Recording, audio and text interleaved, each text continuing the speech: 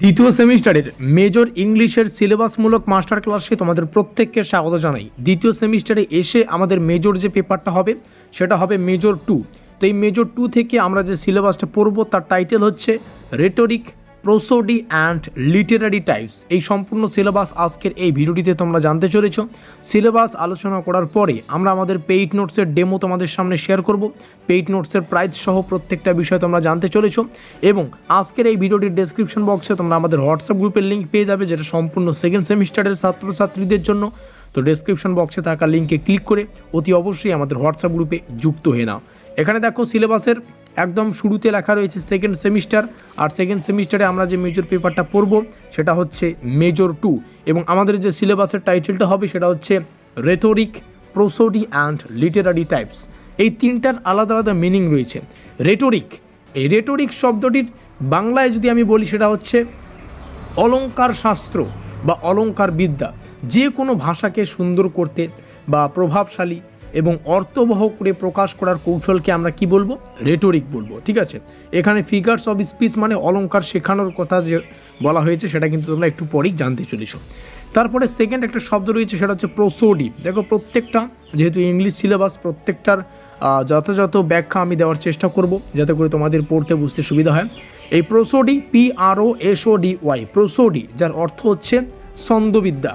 তোমরা বাংলায় ব্যাকরণে পড়েছিলে অবশ্যই বা পড়ে এসেছো এতদিন থেকে ছন্দবিদ্যা। তো এই ছন্দবিদ্যাটা কি? যে কোনো কবিতার যখন একটা ছন্দ, কবিতার কী কী থাকে? ছন্দ থাকে, মাত্রা থাকে, উচ্চারণের ওঠানামা থাকে, ঠিক আছে, স্ক্যানশন থাকে। এই প্রত্যেকটা বিষয়ে নিয়ে যখন আমরা অধ্যয়ন করব বা প্রত্যেকটা বিষয় নিয়ে যখন আমরা পড়ব সেটা কি আমরা প্রোসোডি বলবো। Is that clear? তারপরে হচ্ছে লিটারারি টাইপস, এটা মোস্ট ইম্পর্টেন্ট, মানে সাহিত্যিক প্রকারভেদ। কত ধরনের সাহিত্য হতে পারে, যেমন ইপিক হতে পারে, আমি একটা নাম এখানে লিখছি, প্রত্যেকটা আমরা যখন সিলেবাসের নিচে আসবো তখন জানতে পারবো। ইপিক আছে, তারপরে লিরিক আছে, এই সমস্ত বিষয়ে আমরা ডিটেলসে আলোচনা করব। তো এটাই হচ্ছে লিটারারি টাইপস, মানে সাহিত্যের যে প্রকারভেদ বা সাহিত্যিক যে রূপভেদ সেগুলো আমরা ডিটেলসে পাচ্ছি। তো চলো, এতক্ষণ হয়ে গেল আমরা শুধু সিলেবাসের টাইটেলটা সম্পর্কে জানলাম। এখন আমরা সিলেবাসে প্রবেশ করব। দেখো এখানে লেখা রয়েছে সিলেবাস। সিলেবাসের প্রথম অধ্যায়টাকে আমি মার্ক করছি, ইউনিট 1 মানে প্রথম চ্যাপ্টার। আর এখান থেকে কি কি পড়তে হবে আমরা একদম ডিটেলসে তোমাদের সামনে শেয়ার করব। প্রথম চ্যাপ্টার থেকে যেটা আমাদের পড়তে হচ্ছে সেটা হচ্ছে rhetoric, figure of speech, most important ব্যাপার, যেটা মানে অলংকার শাস্ত্রে বা অলংকার বিদ্যায় মানে ভাষাকে সুন্দর ও প্রভাবশালী করে তোলার যে কলা সেটাকে আমরা কি বলবো? অলংকার শাস্ত্র। তো সেটা আমরা পাচ্ছি।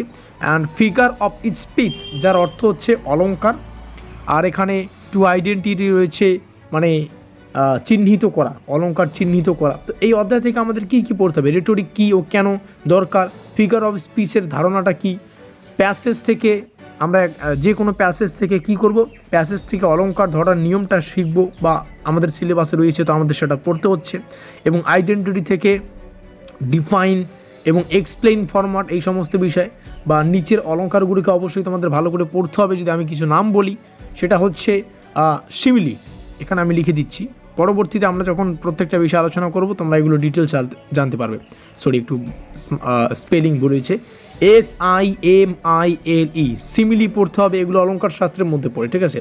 মেটাফর পড়তে হবে, METAPHOR, আমি নামগুলো বলছি, মেটাফর। তারপরে হচ্ছে এলিটারেশন, তারপরে হাইপারবোলি, আইরনি, তারপরে হচ্ছে অ্যাক্সিমোরন, পান, এই সমস্ত বিষয়। তারপরে একটা নাম মনে পড়ছে না, অ্যাপট্রফি, ঠিক আছে। এই সমস্ত যে বিষয় এগুলো কিন্তু অলংকারের মধ্যে পড়ে। তো অবশ্যই অলংকারের যে প্রকারভেদগুলো আমি বললাম, অলংকারের যে নামগুলো আমি বললাম, সিমিলি থেকে শুরু করে মেটাফর, তারপরে হচ্ছে এলিটারেশন, তারপরে হচ্ছে হাইপারবোলি, আইরনি, তারপরে অক্সিমোরন, পান, তারপরে হচ্ছে অ্যাপট্রফি, এগুলো তোমাদের কাকে বলে এবং মানে সংজ্ঞা যাকে বলে আর কি, প্যাসেজ অনুযায়ী ব্যাখ্যা লিখতে পারলেই কিন্তু এখানে থেকে 15 নম্বর একটা কিন্তু লেখা রয়েছে। তো অবশ্যই এখান থেকে মোস্ট ইম্পর্টেন্ট একটা টপিক, এগুলো ভালো করে পড়তে হবে।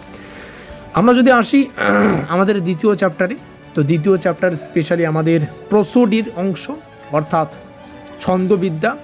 এখানে স্ক্যানশন রয়েছে, প্রোসোডির মধ্যে, ছন্দবিদ্যার মধ্যে রয়েছে স্ক্যানশন বা ছন্দ বিশ্লেষণ করা যেটাকে বলে। তারপর হচ্ছে মিটার, আমরা এখানে পাবো বিভিন্ন ধরনের আইডেন্টিফিকেশন অফ প্রেডোমিনেন্ট মিটার্স, মানে যাকে বলছে যার অর্থ হচ্ছে প্রধান ছন্দগুলো কী কী, ঠিক আছে, প্রিডমিন্যান্ট মিটার যেটা উচ্চারণ হবে। তারপরে হচ্ছে যেটা হচ্ছে মিটার মানে হচ্ছে ছন্দ মাত্রাটা তো আমরা জানি। তারপরে এখানে বিভিন্ন যেটা রয়েছে সেটা হচ্ছে ভেরিয়েশন মানে ছন্দের যে পরিবর্তন এগুলো। তো গিভেন দ্য টেক্সট থাকবে এখান থেকেও 15 মার্কস। তার মানে কি সম্পূর্ণ দ্বিতীয় অধ্যায় থেকে কী কী পড়তে হবে? প্রথম কথা, প্রসোডি কী, ঠিক আছে, স্ট্রেচ ও আনস্ট্রেচ যে কি বলে সিলেবিল এটা আছে সেটা তোমাদের পড়তে হবে। ল্যাম্প, আমি কিছু নাম বলছি, ল্যাম্প আছে, এগুলো তোমরা যখন ডিটেলসে পড়বে, আমাদের নোট নিয়েও পড়বে, তখন কিন্তু জানতে পারবে। নিচে তোমরা যোগাযোগ নম্বর দেখতে পাচ্ছ, এখানে যোগাযোগ করে নোটপত্র সংগ্রহ করতে পারো ইংলিশের সম্পূর্ণ সিলেবাস থেকে এই সমস্ত বিষয়ে। লাইনের স্ক্যানশন রয়েছে এই সমস্ত বিষয়ে। তারপরে ভেরিয়েশন কেন হয় এবং কিভাবে চিহ্নিত করবে, যদিও এগুলো ইংলিশেই আসবে পরীক্ষায়। আর কবিতা লাইন ভেঙে ছন্দ দেখানোর যে সবচেয়ে গুরুত্বপূর্ণ ব্যাপার, সেটা কিন্তু তোমাদের ডিটেলসে প্র্যাকটিস করতে হচ্ছে। আমরা চলে আসবো আমাদের পরবর্তী চ্যাপ্টার, সেটা হচ্ছে ইউনিট 3 বা তৃতীয় চ্যাপ্টারে। এখান থেকে এপিক আমাদের পড়তে হচ্ছে। জাস্ট আ মিনিট, তৃতীয় চ্যাপ্টার তোমরা এখানে নামটা দেখতেই পাচ্ছ, আমি একটা মার্কিং করছি, একটু সুন্দর করতে হবে। এটা হচ্ছে আমাদের তৃতীয় চ্যাপ্টার। এখান থেকে আমাদের শুরুতেই যেটা পড়তে হবে সেটা হচ্ছে ইপিক। ইপিক মানে কি? ইপিক হচ্ছে মহাকাব্য। এখান থেকে রয়েছে ক্লাসিক্যাল ইপিক, মানে কি প্রাচীন মহাকাব্য রয়েছে। তারপরে হচ্ছে মক হিরোইক এপিক, এটা মোস্ট ইম্পর্ট্যান্ট ব্যাপার, যেটা হচ্ছে এটাও মানে ব্যঙ্গাত্মক মহাকাব্য হয় এরকম হবে একটা। ক্লাসিক্যাল ইপিক যার মানে হচ্ছে মহাকাব্য। তারপরে হচ্ছে আমরা একটা পাচ্ছি মক হিরোইক এপিক, যেটা হচ্ছে ব্যঙ্গাত্মক এপিক বা মহাকাব্য। এবং এপিক নোভেল, এটা মোস্ট ইম্পর্টেন্ট, মানে মহাকাব্যিক উপন্যাস। এই সমস্ত বিষয় আমাদের তৃতীয় চ্যাপ্টারে রয়েছে। এবং এই তৃতীয় চ্যাপ্টারটা অত্যন্ত সহজ এবং পরীক্ষা এখান থেকে প্রশ্নগুলো কিন্তু 100% কমন দেওয়া যায়। তার জন্য এই অধ্যায় থেকে আমরা ডিটেলসে আমরা আমাদের পেইড নোটসের আমরা রেখেছি। নিচের যোগাযোগ নম্বর দেখতে পাচ্ছ, এখানে যোগাযোগ করে নোটপত্র সংগ্রহ করে সেমিস্টারের শুরু থেকেই প্রস্তুতি নেবে। তারপরে তৃতীয় চ্যাপ্টারের যে আর একটা খণ্ড রয়েছে যেটা আমরা দেখতে পাচ্ছি লিরিক। লিরিকের অর্থ কি? গীতি কবিতা, তো আমরা অবশ্যই পড়েছিলে, মানে গীতি কবিতার অর্থটা শুরুতেই পড়তে হবে। গীতি কবিতার মধ্যে রয়েছে ওট। ওট মানে হচ্ছে স্তবকধর্মী কবিতা, ঠিক আছে। তারপরে আমরা দেখতে পাচ্ছি ব্যালাট। ব্যালাট কি? ব্যালাট হচ্ছে গীতি কাহিনী কবিতা। এগুলো আমি বলছি, তোমরা অবশ্যই খাতায় নোট করতে পারো। সনেট রয়েছে। সনেট মানে কি?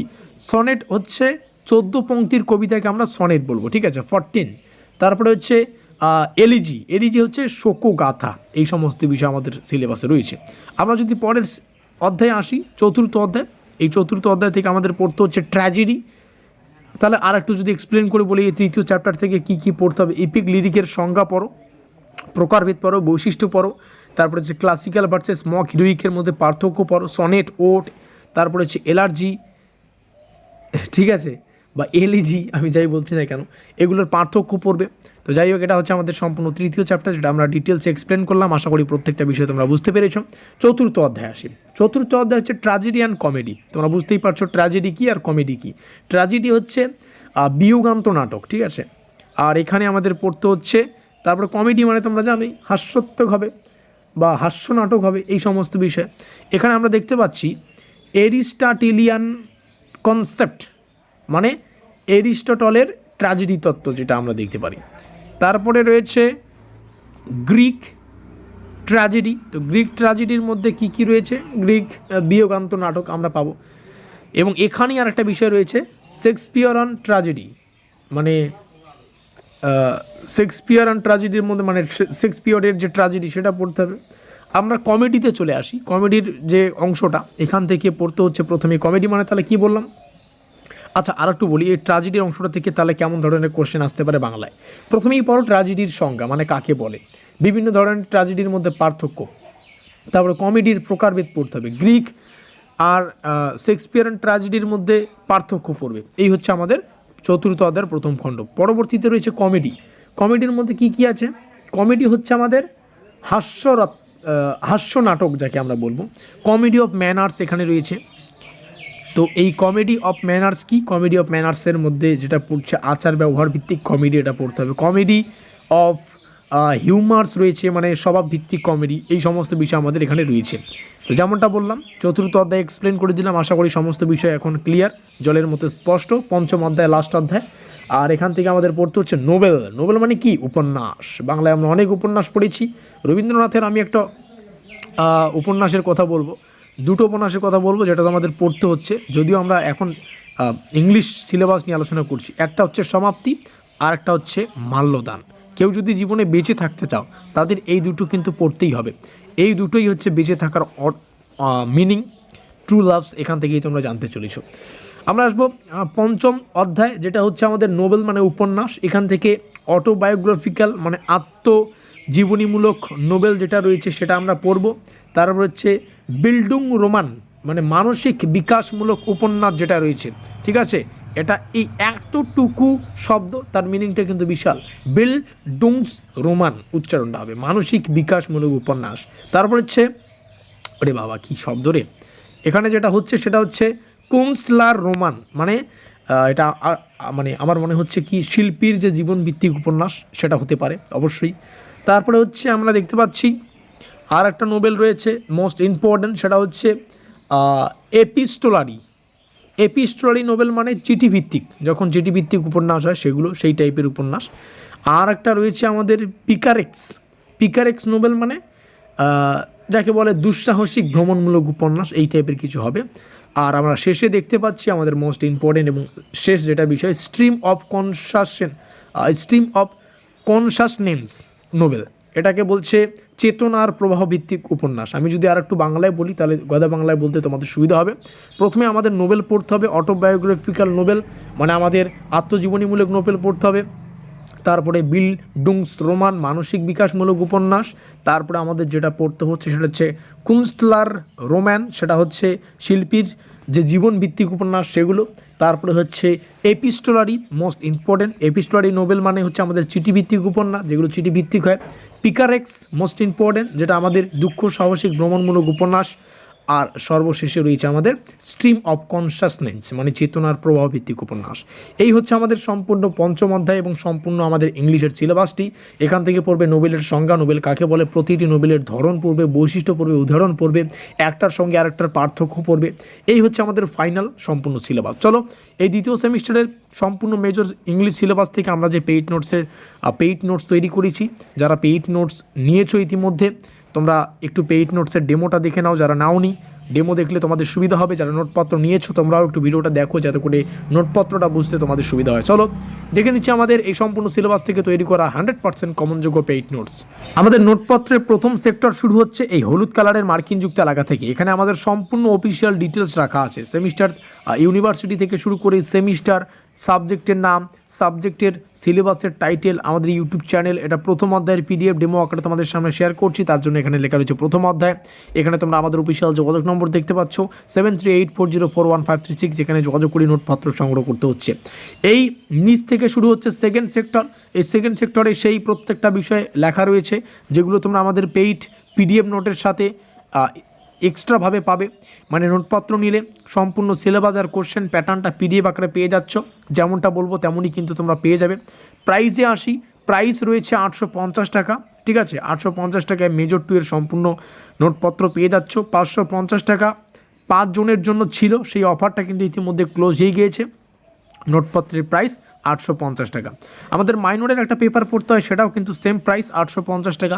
ভিএসসি পেপার একটা পড়তে হবে যার প্রাইস 450 টাকা। এই হচ্ছে প্রাইস স্ট্রাকচার।